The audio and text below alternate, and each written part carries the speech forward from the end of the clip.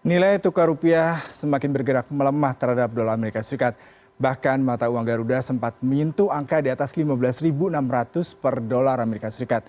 Nilai ini merupakan yang terburuk selama 2,5 tahun terakhir.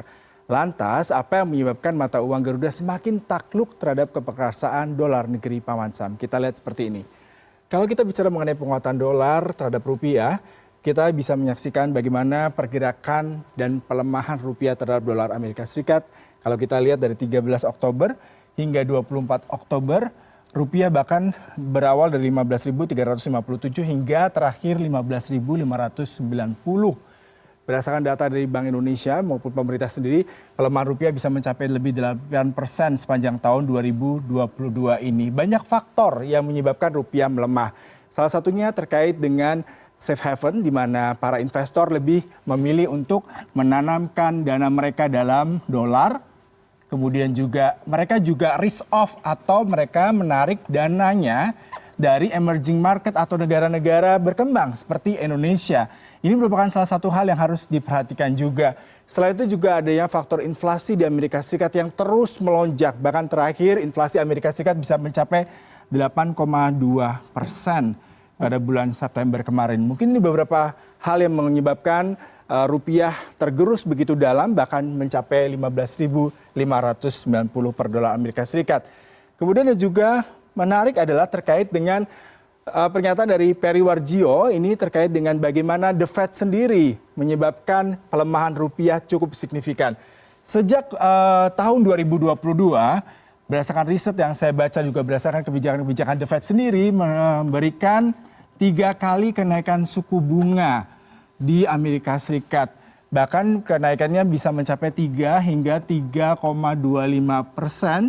Karena tadi salah satunya mereka harus menahan laju inflasi Amerika Serikat yang mencapai 8%. Bahkan Jerome Powell pada pekan lalu mengatakan bahwasanya kemungkinan The Fed akan kembali menaikkan suku bunganya hingga mencapai 4,7% dan menekan angka inflasi diharapkan bisa mencapai 2% di Amerika Serikat. Kita lihat seperti apa pelemahannya, tapi kita berharap kebijakan dari Bank Indonesia untuk menekan rupiah, salah satu intervensi di valuta asing, dan juga sejumlah kebijakan lain bisa membantu penguatan rupiah.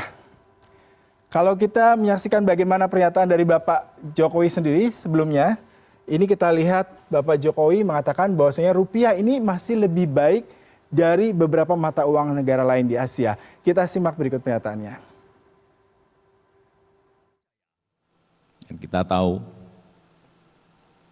kalau dilihat angkanya kita ini masih baik, nilai tukar kita.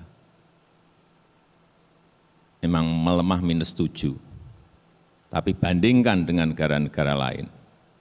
Jepang berapa? -25, RRT -13, Filipina -15, dan lain-lain. Ini yang harus kita syukuri dan kita memang masih perlu kerja keras dalam jangka panjang. Lantas apakah benar pernyataan Presiden Jokowi bahwa rupiah masih lebih baik dibanding mata uang lainnya? Mari kita lihat datanya. Mengutip dari RTI, ini merupakan pergerakan mata uang Asia lainnya terhadap dolar Amerika Serikat. Ada won, kemudian melemah 20,69%.